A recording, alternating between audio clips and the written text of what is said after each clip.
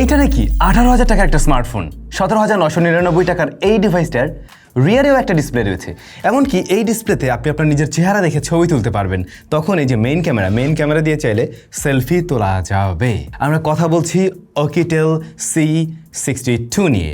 C62 এটা 17,999 টাকায় বাংলাদেশে অফিসিয়ালি লঞ্চ হয়েছে। বাট Oukitel অনেকদিন পরে বোধহয় একটা স্মার্টফোন লঞ্চ করলো না, মাঝে কিন্তু ওদের ডিভাইস ছিল না। এনিওয়ে, স্মার্টফোনটার মেইন যে আকর্ষণ বা ইউনিকনেস সেটা আমি বলবো রিয়ারের এই ডিসপ্লেটা।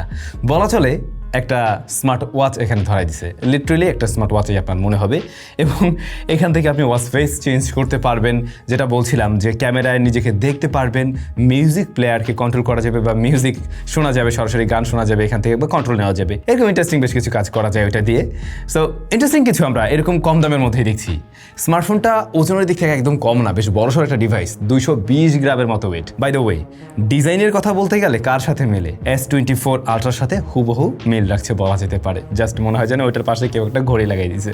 এখন এমনিতে স্মার্টফোনটা বেশ স্টাইলিশ, গুড লুকিং বা ইউনিকনেসের ভরপুর। অর্থাৎ আপনি যদি এটা হাতে নিয়ে হাঁটেন বা ঘুরেন, মানুষজন তাকাই থাকবে ফর শিওর। জিজ্ঞেস করতে বাধ্য হবে এইটা আসলে কোন মডেলের ফোন ভাই। বাই দ্য ওয়ে, এই ফোন কিনবেন কি কিনবেন না সেই ডিসিশন তো আপনারা একটু পরে নেবেন, আমরা রিভিউটা শেষ করি। কিন্তু যদি কেউ নিতে চান অবশ্যই পেয়ে যাবেন রেইনবো গ্যাজেটে উইথ অফিসিয়াল ওয়ারেন্টি।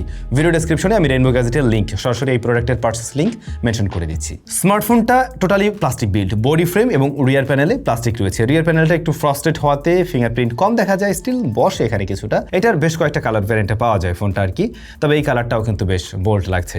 আর এই যে ডিসপ্লে, হ্যাঁ এটা নিয়েই মনে হয় ফার্স্টে কথা বলা উচিত। ডিসপ্লেটার সাইজ 1.81 ইঞ্চ এবং এই ডিসপ্লেতে আমরা হালকা লোয়ার চিন লক্ষ্য করছি। হ্যাঁ, নিচ দিকে চিনটা একটু মোটা লাগবে। এটা সিমেট্রিক্যাল হলে পরে দেখতে আরো সুন্দর লাগতো অবশ্যই, বাট এখন দেখে মানে এই অবস্থায় দেখে বোঝা যাচ্ছে যে এটা একটা লো বাজেট স্মার্ট ওয়াচের মতো ফিল দিচ্ছে আর কি। তবে ডিসপ্লেটার ব্রাইটনেস রয়েছে 450 নিটসের মতো। এই ডিসপ্লেটার টাচ রেসপন্স অত বেশি ভালো না, একটু প্রেশার দিয়ে টাচ করতে হয় ওরকম একটা ব্যাপার, খুব স্মুথ না আর কি।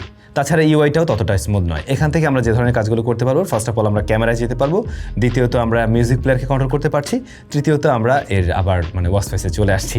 এই সো এটা দিয়ে অনেক আহামরি কাজ করা যাবে না, তবে হ্যাঁ নোটিফিকেশন দেখা যাবে, এমনকি মেসেজ রিড করা যাবে। লাইক আপনি যে এখানে দেখছেন এই যে বিকাশের মেসেজ দেখা যাচ্ছে, এরকম মেসেজ বা কোনো নোটিফিকেশন আসলে সেগুলো সরাসরি আপনি এখান থেকেই দেখতে পাবেন। আবার সোয়াইপ ডাউন যদি করেন সেক্ষেত্রে আপনি ব্যাটারি লেভেল, অর্থাৎ স্মার্টফোনটাতে এখন ব্যাটারি কত পার্সেন্ট রয়েছে সেটাও আপনি এখান থেকে দেখতে পাবেন। সো এটা কাজে লাগছে না যেমন না, কাজে লাগানো যেতে পারে, নতুন কিছু আপনারা দেখছেন, এই হচ্ছে বিষয়। বাট ডিসপ্লেটা আইপিএস যেহেতু খুব আহামরি কোয়ালিটির না এবং ব্রাইটনেসটা আউটডোরে একটু কমই মনে হবে আপনাদের কাছে, সেই সাথে টাচ রেসপন্সও ততটা ভালো নয়। আসলে ফোনের দামও বা কয় টাকা। যাই হোক, মেইন ডিসপ্লেতে যদি আমরা চলে আসি, রিয়ার প্যানেল বা এই ধরনের জিনিসপত্র দেখে আপনার যেমনটা ভালো লেগেছিল, হয়তো সামনে আসার পরে যে জিনিসটা ভালো লাগবে না সেটা হচ্ছে মোটা বেজেল অ্যান্ড এখানে আমরা একটা ওয়াটার ড্রপ নচ দেখছি। পাঁচহোল কাট আউট হলে পরে এই ডিসপ্লেটা আরো সুন্দর লাগতো, ওভারঅল ওর লুকের সাথে একদম পারফেক্টলি যেত। এখন এই ফোনটাতে যদি আপনি ব্ল্যাক কালারের কোনো একটা ওয়ালপেপার ব্যবহার করেন, তাহলে হঠাৎ করে যে কেউ দেখলে একটু শকড হইতে পারে, তার কাছে তখন মনে হবে ওকে ফুল ডিসপ্লে মনে হয় এরকম। সো সেই ক্ষেত্রে ভালো লাগে। বাট যেটা হয় যে নর্মালি এই যে ধরুন আপনি একদম হোয়াইট স্ক্রিনে গেলেন, তখন কিন্তু বেজেল এরিয়াগুলো খুব ক্লিয়ারলি ভিজিবল হয়, যেটা দেখতে ভালো লাগছে না। এই ডিসপ্লেটার সাইজ 6.88 ইঞ্চ, তার মানে অনেক বড়সড় একটা প্যানেল রয়েছে এখানে, যা এইচডি প্লাস রেজুলেশনের। সো রেজুলেশনেরও ঘাটতি আছে, যত বড় সাইজ সেই অনুযায়ী 90 হার্টজ পর্যন্ত রিফ্রেশ রেট দেয়। এই বাজেটে আমরা মোটামুটি সবাইকে 120 হার্টজ দিতে দেখি। সো এইখানেও আমি একটু কমপ্লেনই রাখবো, 120 হার্টসের ব্যাপারটা ঠিক হয়নি। 450 নিটস ব্রাইটনেস রয়েছে এখানেও এইচবিএম এর ক্ষেত্রে। আপনি আউটডোরে দেখতে পারবেন শ্যাডো এরিয়াতে বা ডিরেক্ট সানলাইটে কিছুটা স্ট্রাগল করে। এটার টাচ রেসপন্স ডেফিনেটলি রিয়ারের ডিসপ্লে বা সেকেন্ডারি ডিসপ্লের তুলনায় অনেক বেশি বেটার, তবে একদম টপ নচ লেভেলের না। ইভেন এই প্রাইস সেগমেন্টেই অর্থাৎ 18-19 হাজার টাকায় আমরা অন্য অনেক স্মার্টফোনে এর চাইতেও আরেকটু বেটার টাচ দেখতে পাই। এটার টাচটা মূলত কাজ করতে চায়, বেসিকলি ইউআই ওই লেভেলের স্মুথ না বলেই আপনার কাছে একটু ডিলে মনে হবে। বিষয়টা হচ্ছে এটাই, মানে রেসপন্স টাইমটা একটু বেশি নিচ্ছে। এমনিতে ডিসপ্লে যথেষ্ট কালারফুল, ভাইব্রেন্ট, যারা মাল্টিমিডিয়া কনজাম্পশন করেন, ভিডিও দেখেন, বড় ডিসপ্লে লাগে, খেলাধুলা দেখেন, তাদের জন্য সুবিধা হবে যে এই ফোনটা বিশাল বড় একটা ফোন, আপনার ডিসপ্লেটা অনেক বড়, মানে ফোনের ডিসপ্লে, সো আপনার দেখে আর কি হয়তো ভালো লাগবে। এমনিতে ডিসপ্লেতে কালার শিফটিং বা ভিউইং অ্যাঙ্গেল জনিত কোনো প্রবলেম আমরা ফেস করিনি। জাস্ট সমস্যা বেজেল মোটা, এইচডি প্লাস রেজুলেশন এবং ওয়াটার ড্রপ নচ, এই হচ্ছে গিয়ে ঝামেলা। এবার যদি আমরা একটু এসওসিতে যাই, ইউনি এসওসি T615 রয়েছে এখানে, র্যাম পাবেন 4GB আর ভার্চুয়াল র্যাম রয়েছে আরও 8GB, 128GB স্টোরেজ। UFS 2.2 হলো গিয়ে এর স্টোরেজ টাইপ, আপনি মেমোরি কার্ড ব্যবহার করতে পারেন, 1TB পর্যন্ত সর্বোচ্চ সাপোর্ট নেবে। আর র্যামের টাইপটা হচ্ছে LPDDR4X। সো এইখানে আমরা আরও 2GB র্যামটা আশা করতে পারি। 4GB র্যাম রয়েছে, তো এখানে যদি 6GB র্যাম হতো তাহলে দাম অনুযায়ী আমি বলতাম ঠিক আছে, র্যামটা এখন একটু আমি কমই বলবো। আর সেই সাথে ইউনি এসওসির জায়গায় যদি মিডিয়াটেকেরই কোনো অন্য এসওসি থাকতো অথবা ইউনিসকের যদি কোনো আরও বেটার চিপ থাকতো তাহলে এটার পারফরমেন্স অবশ্যই আর একটু বেটার পাওয়া যেত। আর ওকিটেলের ইউআইটা আসলে খুব একটা আহামরি স্ট্রং আমার কাছে মনে হয়নি আগেও, এখানেও আমরা কিন্তু সে বিষয়টা নোটিস করছি। বাই দ্য ওয়ে এটা রান করছে কিন্তু অ্যান্ড্রয়েড 15-এ। আপডেটের ব্যাপারটা আসলে আমি শিওর না, অর্থাৎ মেজর আপডেট বা পরবর্তীতে অ্যান্ড্রয়েড আপডেট হবে কিনা এই ব্যাপারটা আমি 100% শিওর করে বলতে পারছি না। এমনিতে ওদের ইউআইটা একদম হিজিবিজি না, মানে অনেক ব্লোটওয়্যার, উল্টাপাল্টা অ্যাপ সে সমস্ত দিয়ে একদম ভরে রাখেনি, বরং ক্লিনই আছে বলতে পারেন। তারপরেও আপনি ইউআইটা থেকে একেবারে সুপার লেভেলের স্মুথনেসটা পাবেন না, একটু চপি একটা ফিল আসে। কিছু ব্লোটার আছে, অল্প কিছু আছে যেগুলো আপনি আনইনস্টল করে নিলে এইটার র্যামটাও আর একটু রিলিজ হতে পারে। অনেকে আবার অনেক সময় ব্যাকগ্রাউন্ডে রান করে, সেগুলো আর হয়তো বা করবে না, তখন আর একটু বেটার আউটপুট পাবেন। তাছাড়াও আমি বলবো এই স্মার্টফোন এখন যেমন চালানোর জন্য মোটামুটি বেশ ভালোভাবেই উপযোগী, কিন্তু সময়ের সাথে এই ফোন কিন্তু দুর্বল হবে 2 মাস 3 মাস বা 4 মাস পরে গিয়ে। বিশেষ করে হয় কি, ওই আমরা স্টোরেজটা অনেক বেশি ফুল করে ফেলি, 128GB আছে এখানে, বাট ওইটার দেখা যাচ্ছে অর্ধেক বা তার বেশি আপনি ফুল করে ফেলছেন, তখন গিয়ে স্মার্টফোন আরও বেশি লোড হয়ে যায়, আরও স্লো করতে থাকে, বা অনেকগুলো অ্যাপ্লিকেশন আপনি ইনস্টল করে ফেলছেন, সেক্ষেত্রে এই ধরনের ফোন খুব একটা ভালো পারফর্ম করে না। সো আমি বলবো যদি এই ফোনটা কেউ কিনেন আপনারা ট্রাই করবেন যতটা ফাঁকা রাখা যায়, স্টোরেজ ফাঁকা রাখুন, দরকার হলে একটা ভালো মেমোরি কার্ড কিনে সেটা ব্যবহার করুন। আবার অতিরিক্ত অ্যাপ্লিকেশনগুলো না রাখুন যদি সেগুলো প্রয়োজন না হয়ে থাকে, তাহলে দেখবেন এই স্মার্টফোনটা আপনাকে বেটার আউটপুট দিচ্ছে লং রানেও। অ্যাপ ওপেন ক্লোজ টাইমে মোটামুটি টাইম নিচ্ছে, কখনো অবশ্য অ্যাপ ক্র্যাশ করতে দেখিনি বা রিবুট নিচ্ছে কিংবা অতিরিক্ত হিট জেনারেট করছে এই ডিভাইসটা, এ ধরনের প্রবলেম ফেস করিনি। তবে একটা সত্যি কথা বলি, এই স্মার্টফোনটা আপনি মানে হাতে নিয়ে হ্যান্ড ফিলটা যা পাবেন অ্যাজ এই ধরনের একটা ফিল পাবেন, মানে ফ্ল্যাগশিপ ফোনগুলোর থেকে যেমন ধরনের ফিল আসে ওই রকম টাইপের একটা ফিল দেয়। বাট এই কর্নার এরিয়াগুলো একদম স্কোয়ারি হওয়াতে হাতে কিছুটা লাগে। আবার এর যে কেসটা রয়েছে, কেসটা ব্যবহার করলে ফোনটা আবার একটু বেশি বড় মনে হয় আর কি। এই সুবিধা অসুবিধা বোধ আছে। এখন পারফরমেন্সের জায়গা থেকে আমি একটু দুর্বলই বলবো, অর্থাৎ যে এসওসি রয়েছে আমরা আরও বেটার এসওসি ডিজার্ভ করি এখানে। সো সেরকম কিছু থাকা উচিত ছিল, তাহলে এই ফোনটা থেকে আর একটু বেটার পারফরমেন্স ডেলিভার আমরা করতে দেখতাম। এখন এইটা দিয়ে আপনি ডে টু ডে লাইফের কাজগুলোতে হ্যান্ডেল করতে পারবেন মোটামুটিভাবে, কিন্তু যদি কেউ গেমিং বা প্ল্যান করে থাকেন আমি একটু হেভি টাস্কিং করবো বা মাল্টি টাস্কিং করবো অ্যাট এ টাইম অনেকগুলো অ্যাপ্লিকেশন নিয়ে, সেটা কিন্তু খুব একটা দারুণ হবে না, আগেই বলে দিচ্ছি।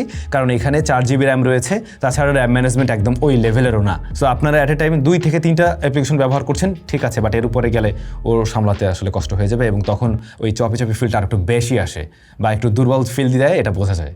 সো পারফরমেন্সের জায়গাটাতে দুর্বলতা আছে কিছুটা। ক্যামেরায় আসলে রিয়ারে আপনার মনে হবে অনেকগুলো শুটার আছে, মোটামুটি 5টা শুটার তো আছে, এরকমই লাগবে, কিন্তু আসলে এখানে মেইন ক্যামেরায় ওটাই 13 মেগাপিক্সেল যা অমনিভিশনের, এবং ফ্রন্ট ফেসিং ক্যামেরায় রয়েছে 5 মেগাপিক্সেলের যা স্যামসাংয়ের। এখন দাম তো 18,000 টাকা, সেই জায়গায় ফ্রন্ট ক্যামেরায় অবশ্যই কম আছে। 13 মেগাপিক্সেলের রিয়ার এটা নয় মানলাম, সামনে অ্যাটলিস্ট 8 মেগাপিক্সেল থাকা তো অবশ্যই উচিত ছিল। সো এইটা আমি বিলো অ্যাভারেজ বলছি। ক্যামেরার রেজাল্ট মোটামুটি অ্যাভারেজের মতো দিতে পারে অল ওভার যদি কাউন্ট করা হয়।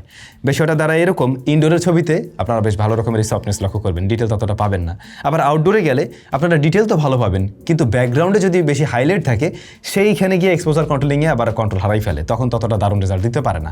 সো যেটা দাঁড়ায় যে আপনারা খুব একটা ওয়াইড ডাইনামিক রেঞ্জ পাবেন না এর থেকে। আর ওয়াইড ব্যালেন্সও কিছুটা ইস্যু আছে, কালারটা একটু টুইক টাইট, একটু ভাইব্রেন্ট টাইপের কালার দিচ্ছে। যদি ব্যালেন্স লাইটে ছবি তুলতে পারেন আউটডোরে, তাহলে শার্পনেস ডিটেল মোটামুটি ভালো পাওয়া যায় এবং সেই ছবিগুলো কাজে লাগানো যায়। 10টা ক্লিক করলে ধরুন মোটামুটি 7-8টা আপনি কাজে লাগাতে পারছেন, বিষয়টা এরকম দাঁড়ায়। আই হোপ আপনি ক্লিয়ার। বাট আমার সাজেশন একটু প্রপার লাইটিং কন্ডিশনে ছবি নেওয়ার ট্রাই করবেন, সেই ক্ষেত্রেই ওর সর্বোচ্চ আউটপুটটা দিতে পারবে। ফ্রন্ট ফেসিং ক্যামেরাটা এটা আমি বিএল স্ট্যান্ডার্ড তো বললাম, আপনারা ফ্রন্ট ফেসিং ক্যামেরার ছবি আসলে রিয়ার ক্যামেরা দিয়ে তুলবেন, যেহেতু এটা দিয়ে দেখা যায়। সো এটা দিয়ে তুললেই হয়ে যাবে, আর এটা দিয়ে ভিডিও কলিংয়ের কথা বলবেন, দ্যাটস ইট। আর এই ধরনের স্মার্টফোনগুলোর ভিডিও কোয়ালিটি খুব একটা যাচ্ছই হয় না, আপনারা নিজেরাও খুব ভালো করেই জানেন। স্পিকার সিঙ্গেল, বটম ফায়ারিং এখানেই রয়েছে। এটা অনেক লাউড, দুমদামাক্কা সাউন্ড হয়, তবে আমি যেটা একটু আগেও বলছিলাম যে ডিসপ্লেটা অনেক বড়, মাল্টিমিডিয়া কনজাম্পশন করলে এটাতে ভালো লাগবে আপনাদের কাছে অনেকের। বাট স্পিকার 2টা থাকলে পরে তখন পারফেক্ট একটা এক্সপিরিয়েন্স পাওয়া যেত। এখন যেটা হয় শুধু রাইট সাইড থেকে আপনারা সাউন্ডটা পাবেন আর কি, এরকমভাবে ধরলে।